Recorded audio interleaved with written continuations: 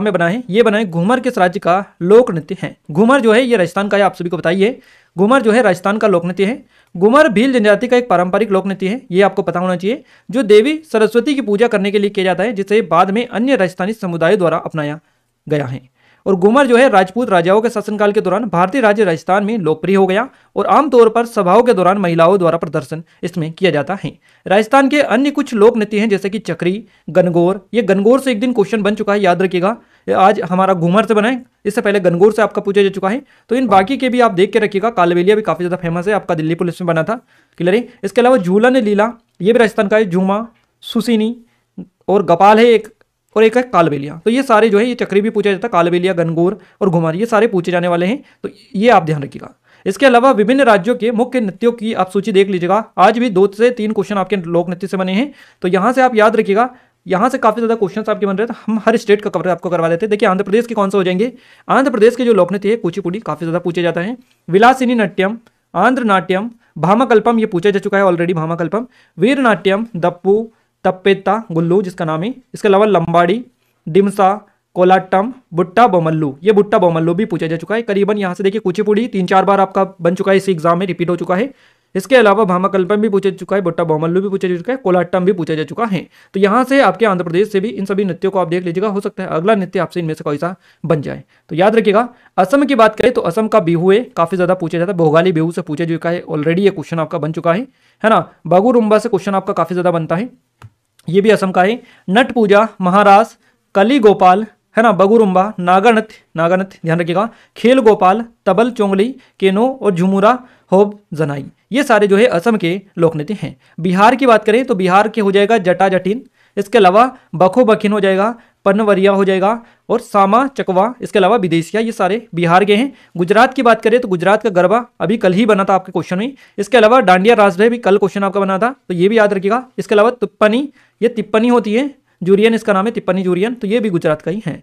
हिमाचल प्रदेश की बात करें तो हिमाचल प्रदेश का झोरा हो जाएगा, झाली। इसके अलावा चारही हो जाएगा और धामन, छपेली, महासू, नाटी और डांगी, ये सारे हिमाचल प्रदेश के लोक नृत्य हैं। बात करें छत्तीसगढ़ की तो छत्तीसगढ़ का गोर मारिया हो जाएगा, पंथी हो जाएगा, राउत नाच, पंडवानी, वेदमती, किलरी। इसके अलावा कपालिक, भरतरी चरित और चंदेनी, ये सारे छत्तीसगढ़ के हैं। झारखंड में के जो लोक नृत्य है इसमें अलकप, कर्ममुंडा, अग्नि झूमर, जन्नी झूमर, मंदाना झूमर, पाइका। इसके अलावा फगुआ, हंटा डांस, है ना। इसके अलावा मुंदारी डांस होता है, सरहुल होता है, ये काफी ज्यादा बनता है झारखंड का। बाराओ, झिटका, इसके अलावा दंगा, डोमकच और घोड़ा नाच, ये झारखंड के हैं। मणिपुर की बात करें तो डोल चोलम हो जाएगा, क्लियर है। थांगता हो जाएगा, लाई हरोबा काफी ज्यादा फेमस है, लाई हरोबा मणिपुर का। पुंग चोलोम हो जाएगा, खंबा थेम्पी हो जाएगा, नूपर नृत्य, रास लीला और खुबक इसी और लूसा, ये सारे मणिपुर के नृत्य हैं। अगर बात करें मध्य प्रदेश की तो मध्य प्रदेश से कल ही आपका जावरा पूछा गया था, तो जावरा याद रखिएगा। मटकी भी आपका अभी पूछा जा चुका है, वापस से पूछा जा सकता है। जावरा हो जाएगा, मटकी, आधा, खड़ा नाच। इसके अलावा फूलपति, गिद्दा नृत्य, ये भी अलग स्टेट का है, गिद्दा ध्यान रखिएगा।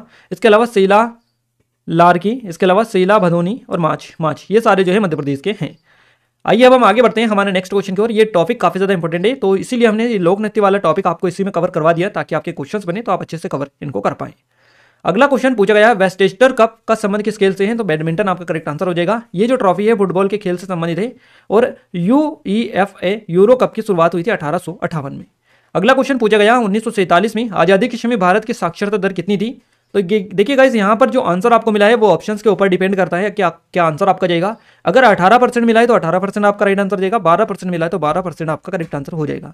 अब ये हम इसलिए बता रहे हैं क्योंकि हमने जो ऑफिशियल साइट है विकीपीडिया, इसकी मदद ली है इसका आंसर खोजने के लिए। तो यहाँ पर हमें विकीपीडिया की साइट पर दोनों चीजें यहाँ पर मिली है।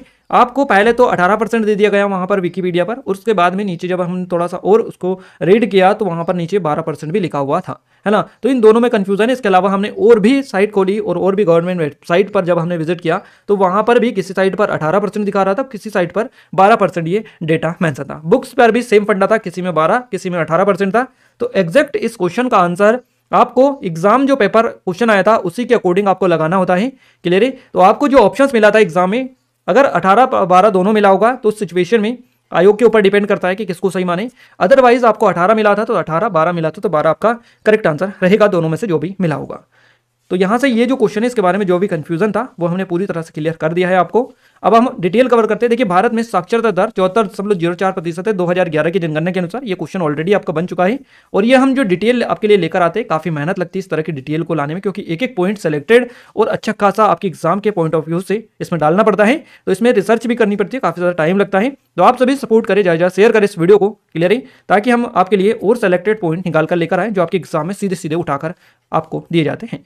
तो 2011 की जनगणना के अकॉर्डिंग साक्षरता दर लिटरेसी रेट जो है भारत का ये 74.04% है और ये 1947 में यानी 1947 में जिस समय भारत आजाद हुआ था उस टाइम पर ये मात्र 18% थी।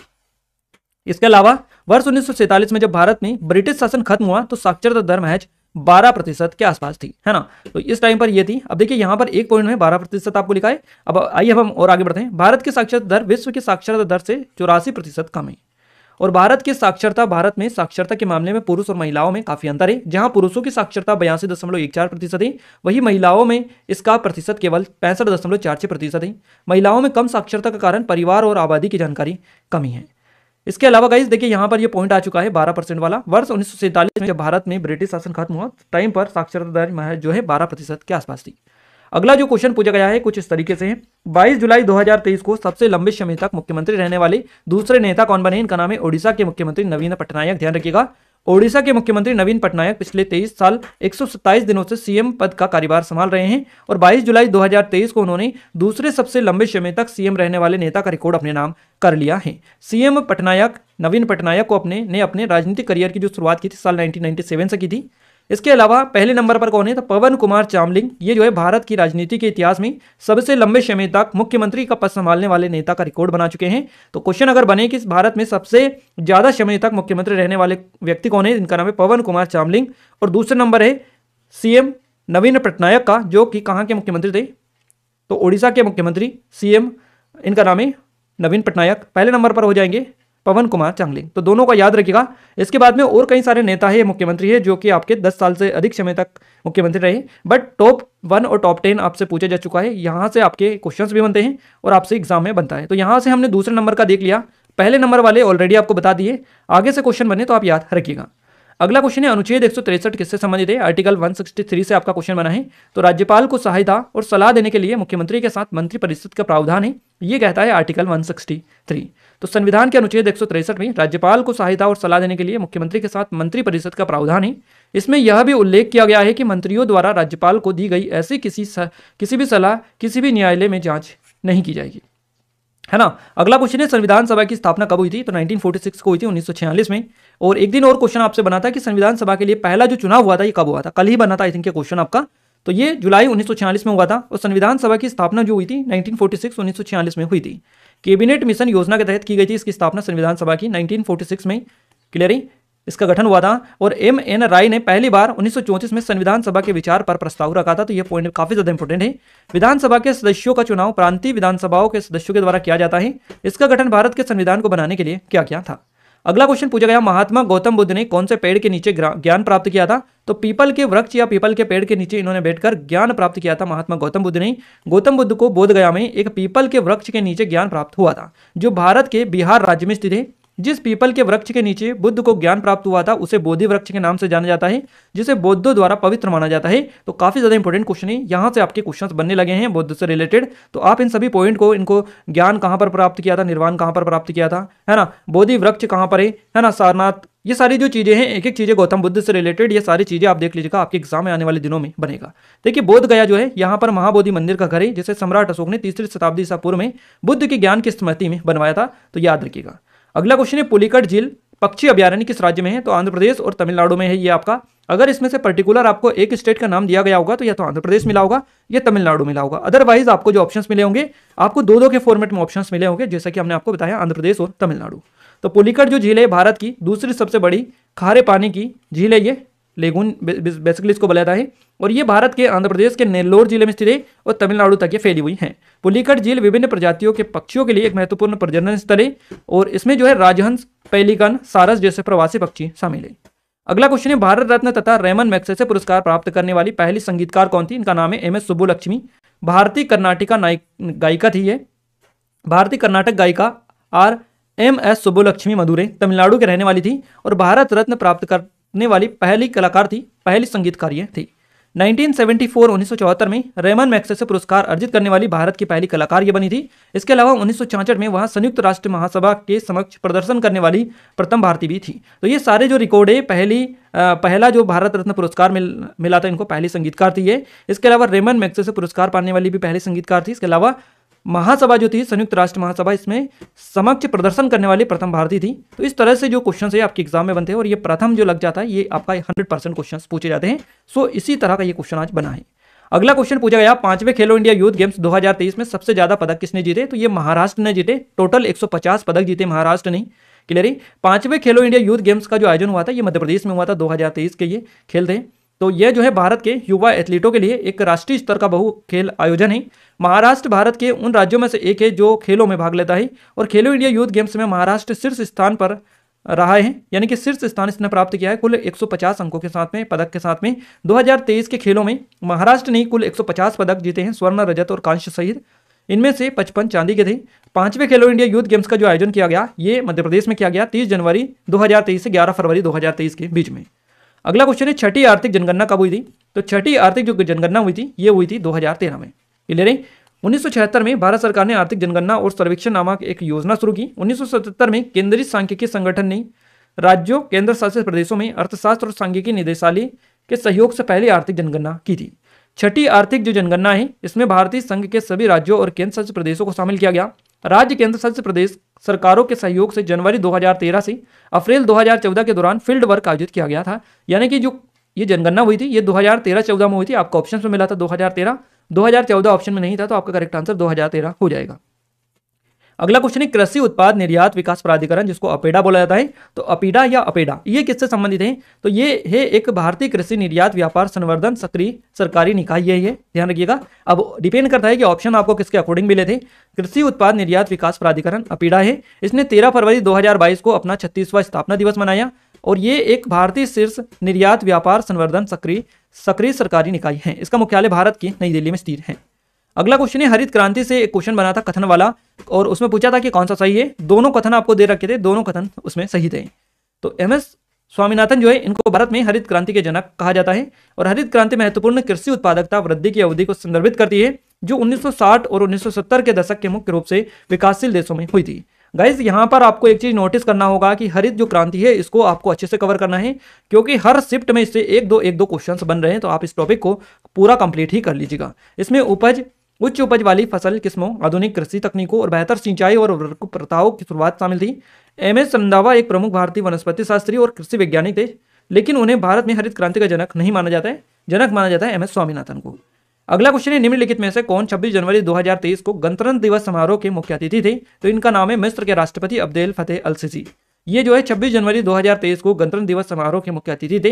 ये क्वेश्चन एज इट इज आपका दिल्ली पुलिस कांस्टेबल में बना था, है ना। तो आपका करेक्ट आंसर हो जाएगा मिस्र के राष्ट्रपति अब्देल फतेह अल सीसी इनका नाम है। ये 2023 के गणतंत्र दिवस समारोह में मुख्य अतिथि के तौर पर शामिल हुए थे। क्लियर है। तो ये याद रखना है। वहां 2014 के से मिस्र के छठे राष्ट्रपति के रूप में कार्यरत है अब्देल सीसी और भारत और मिस्र दोनों इस साल राजनीतिक संबंधों की स्थापना की 75वीं वर्षगांठ मना रहे हैं। 2022-23 में भारत की G20 की अध्यक्षता के दौरान मिस्र को अतिथि देश के रूप में आमंत्रित किया गया है। अगला क्वेश्चन है, पद्मश्री से सम्मानित होने वाले पहली भारतीय ट्रांसजेंडर महिला कौन है? इनका नाम आपको बताना है। तो पद्मश्री से सम्मानित होने वाली पहली भारतीय ट्रांसजेंडर जो महिला है इनका नाम है नर्तकी नटराज। क्लियर है।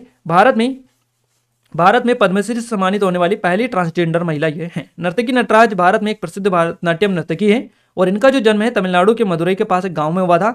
2019 में पद्मश्री पुरस्कार से इनको सम्मानित किया गया। अगला क्वेश्चन है, फ्लेमिंगो त्योहार किस राज्य में मनाया जाता है? तो आंध्र प्रदेश में यह मनाया जाता है फ्लेमिंगो त्योहार। फ्लेमिंगो त्योहार आंध्र प्रदेश के नेल्लोर जिले के झील के शहर सल्लूरुपेटा में मनाया जाता है। ये क्वेश्चन आपका वापस से रिपीट हुआ है, इससे पहले भी आपका पूछा जा चुका है। यानी कि अभी तक 3 से 4 क्वेश्चन हम आपको बता चुके हैं कि ये रिपीट हुए हैं, यानी कि वापस से आपके सेम टू सेम कॉपी हुए हैं, है ना। तो आगे और भी हम आपको बताएंगे। अभी तो 16 क्वेश्चन हुए हैं आपके। क्लियर है। और यहाँ पर फ्लेमिंगो जो त्योहार है इस कार्यक्रम में नौका दौड़, प्रदर्शनियों जैसे कार्यक्रम शामिल है। राजहंस जिसे फ्लेमिंगो बोला जाता है पक्षी हर साल पुलिकट झील में आते हैं। फ्लेमिंगो उत्सव हर साल पर्यटन को बढ़ावा देने के लिए आयोजित किया जाता है। अगला क्वेश्चन है, योसांग उत्सव किस राज्य में मनाया जाता है? तो मणिपुर में मनाया जाता है योसांग उत्सव। योसंग या योसांग इसको बोला जाता है, ध्यान रखिएगा। तो योसंग का त्योहार मणिपुर के प्रमुख त्योहारों में से एक है। इस त्योहार में हिस्सा लेने के लिए विभिन्न समुदाय के लोग एक साथ आते हैं और लमता महीने यानी कि फरवरी मार्च की पूर्णिमा के दिन यह 5 दिवसीय कार्यक्रम मनाया जाता है। और ये जो त्यौहार है आमतौर पर होली के समय ही मनाया जाता है, फरवरी मार्च के महीनों में। अगले क्वेश्चन की बात करते हैं। नेक्स्ट क्वेश्चन है, विरोधियों को दबाने के लिए कौन सा एक्ट चलाया गया था या बनाया गया था? तो रॉलेट एक्ट बनाया गया था। ध्यान रखिएगा, रॉलेट एक्ट को काला कानून भी कहा जाता है। और ये 19 मार्च 1919 को भारत की ब्रिटिश सरकार द्वारा भारत में उभर रहे राष्ट्रीय आंदोलनों को कुचलने के उद्देश्य से बनाया गया था या निर्मित एक कानून था। यह कानून सिडनी रॉलेट की अध्यक्षता वाली सेडिशन समिति की सिफारिश के आधार पर बनाया गया था। रॉलेट एक्ट का सरकारी नाम अराजक और क्रांतिकारी अपराध अधिनियम 1919 यानी कि इसको दबाना था। इस तरह से आप बोल सकते हैं कि जो राष्ट्रीय आंदोलन थे उनको कुचलने के उद्देश्य से इसको बनाया गया था। अगला क्वेश्चन पूछा गया, न्यूटन की क्रिया प्रतिक्रिया का नियम कौन सा है? तो तीसरा नियम है न्यूटन का। ध्यान रखिएगा, न्यूटन के तीसरे नियम में कहा गया है कि जब दो निकाय परस्पर क्रिया करते हैं तो वे एक दूसरे पर बल लगाते हैं जो परिणाम में बराबर और दिशा में विपरीत होते हैं। तीसरे नियम को क्रिया और प्रतिक्रिया के नियम के रूप में भी जाना जाता है। ये क्वेश्चन आपका एक दिन पहले भी बन चुका है और आज वापस से ये क्वेश्चन आपका रिपीट हुआ है। अगला क्वेश्चन है हमारा, सरकार की कुल कमाई और खर्च के अंतर को क्या कहते हैं? तो सरकार की कुल कमाई और खर्च के बीच जो अंतर होता है उसको राजकोषीय घाटा बोला जाता है। क्लियर है, राजकोषीय घाटा इसको कहा जाता है। और कुल कमाई से अधिक खर्च होने पर वहां बाजार से खर्च लेती है। वही सरकार की राजस्व प्राप्ति और राजस्व व्यय के बीच के अंतर को राजस्व घाटा कहा जाता है। तो इस तरह की चीजें हैं, याद रखिएगा गाइस। यहाँ पर 20 क्वेश्चन हो चुके हैं। क्लियर है, और हमने जब कंफर्म किया बच्चों से इस तरह के क्वेश्चंस तो उन्होंने बताया कि ये क्वेश्चंस भी आपका 100% पूछा गया था। यदि कोई खिलाड़ी नेट से टकराता है या गेंद का पहला उछाल सर्विंग एरिया के बाहर होता है, क्लियर है, तो इसे क्या बोला जाता है? तो इसे सर्विस फॉल्ट बोला जाता है। सर्विस फॉल्ट इसे कहा जाता है। इस तरह का ये क्वेश्चन बेसिकली बना है। तो यहाँ पर हमें 21 क्वेश्चन आज मिले हैं। हो सकता है 20 ही क्वेश्चंस आपके एग्जाम में पूछे गए हों, पर ये जो एक क्वेश्चन ज़्यादा मिला है ये हो सकता है बच्चों ने हमें बताया है तभी हमने डाला है। उन्होंने बताया कि 100% ये क्वेश्चन आपका बना था। बाकी आप लोग बताइएगा कि ये आया था नहीं आया था, ये इनमें से एक कौन सा ज़्यादा है ये भी आप कमेंट में कमेंट करके बता सकते हैं। बाकी हमने पूरा आपको 100% एज इट इज़ दे दिया है कि किस तरीके से आज का जो पेपर है आपके एग्जाम में क्वेश्चन बने हैं, कहाँ से क्वेश्चन बने, किस तरह के क्वेश्चन बने, सारी डिटेल आपको बताने में आपकी हेल्प की है। तो सर्विस फॉल्ट ये है, प्रत्येक खिलाड़ी को एक अंक के लिए 2 सर्व करने की अनुमति होती है। यदि कोई खिलाड़ी नेट से टकराता है या गेंद का पहला उछाल सर्विंग एरिया के बाहर होता है तो इसे सर्विस फॉल्ट बोला जाता है। यह सर्विस फॉल्ट इसको कहा जाता है। तो ये सारे के सारे क्वेश्चन हमने आपको कवर करवा दिए। ये हमारी एसएससी जीडी की स्पेशल टेस्ट सीरीज है। अगर आपने इसमें एनरोल नहीं किया कर लीजिएगा क्योंकि पूरी तरह से इसको फ्री कर दिया गया है। आने वाले दिनों में आपका एग्जाम है तो आप हमें नंबर पर अपने क्वेश्चन जरूर सेंड करें ताकि हम आपको जैसे आज हमने एनालिसिस करवाया 100% ऑथेंटिक और रियल एनालिसिस, उसी तरह से हम आपको बिल्कुल एक्यूरेट एनालिसिस करवा पाएं। तो गाइस हिंदी की बात करते हैं। हिंदी का जो पहला क्वेश्चन आपकी स्क्रीन पर है, पत्ता शब्द का तत्सम आपसे पूछा है तो पत्र हो जाएगा पत्ता का तत्सम। बहुत का पर्यायवाची आपसे पूछा है, बहुत का पर्यायवाची होता है अति, अनेक, अतिव, बहुल, भूरी, बहु और प्रचुर। ये सारे जो है बहुत के पर्यायवाची हैं। आगामी शब्द का उचित विलोम शब्द क्या होता है? तो ये विगत हो जाएगा। इसके अलावा घृणा का पर्यायवाची क्या होता है? नफरत, घिन्न, गुस्सा, विराग, अप्रीति, विमुखता, ये सारे जो है घृणा के पर्यायवाची हैं। श्यामल का शब्द का तद्भव आपसे पूछे तो सांवला हो जाएगा श्यामल का। तोबा करना मुहावरे का अर्थ क्या है? भविष्य में किसी काम को ना करने की प्रतिज्ञा लेना तोबा करना मुहावरे का अर्थ है। नाम कमाना मुहावरे का अर्थ क्या है? तो यश प्राप्त करना, ये नाम कमाने मुहावरे का अर्थ हो जाएगा। इसके अलावा भाववाचक संज्ञा से क्वेश्चन बना तो जिस संज्ञा शब्द के पदार्थों की अवस्था, गुण, दोष, धर्म आदि का बोध हो उसे भाववाचक संज्ञा कहते हैं। अगला क्वेश्चन है, जिस पर आक्रमण किया गया हो उसके लिए उपयुक्त शब्द क्या है? तो आक्रांत इसका हो जाएगा। ये वापस से आपका रिपीट हुआ है। संस्कृति से संबंधित गद्यांश आपका आया था जिसमें एक गद्यांश पूछा गया था, 5 क्वेश्चन आपके बने रहे। इसके अलावा जीभ का तत्सम रूप पूछा तो जिह्वा हो जाएगा। पेड़ से पत्ता गिरा, इस तरह का कोई सा आपका क्वेश्चन बना था तो याद रखिएगा। वर्तनी शुद्ध से एक क्वेश्चन पूछा गया, अनेकार्थी से एक क्वेश्चन बनाए, रिक्त स्थान से 2 क्वेश्चन पूछे गए, पर्यायवाची से 2 क्वेश्चन आपके पूछे गए, मुहावरे से 1 क्वेश्चन बनाए, विलोम शब्द से 2 क्वेश्चन था, लोकोक्ति से क्वेश्चन है और तत्सम तद्भव से आपके 3 क्वेश्चन पूछे गए। यानी कि कुल मिलाकर जो पैटर्न डेली बेसिस पर देखने को मिल रहा है उसी के अकॉर्डिंग आपको आज भी हिंदी में जो चीजें हैं वो देखने को मिली है। बात करें मैथ्स में तो मैथ्स में औसत से 1 क्वेश्चन बनाए, एसआईसी से 1 क्वेश्चन, नंबर सिस्टम से 1 क्वेश्चन बनाए हैं, सरलीकरण से 3 क्वेश्चन पूछे गए हैं, मेंसुरेशन यानी क्षेत्रमिति से 2 क्वेश्चन बने हैं, प्रतिशत से 1 क्वेश्चन बनाए, लाभानी से 2 क्वेश्चन बने, समीकारी से 1 क्वेश्चन है, रेलगाड़ी से क्वेश्चन पूछा गया, चाल दूरी से 1 क्वेश्चन था, एलसीएम एचसीएफ से था, अनुपात से 1 क्वेश्चन, आयु से 1 क्वेश्चन बनाए हैं और विभाजित वाले क्वेश्चन भी बने हैं। रीजनिंग में बात करें सिटिंग अरेंजमेंट से 2-3 क्वेश्चन बने, पजल से 1 क्वेश्चन है, कोडिंग डिकोडिंग से 2 क्वेश्चन है, ब्लड रिलेशन से 1 क्वेश्चन, पेपर कटिंग से 1 क्वेश्चन बनाए हैं, मिरर इमेज से 1 क्वेश्चन बनाए हैं, दिशा निर्देशन से बनाए, 5 से 1 क्वेश्चन बनाए, अल्फाबेट सीरीज से 1 क्वेश्चन है, कथन निष्कर्ष 1 क्वेश्चन है, आकृति से 1 क्वेश्चन है, लुप्त संख्या से 1 क्वेश्चन है और नंबर सीरीज से आपके 3 क्वेश्चन पूछे गए हैं। यानी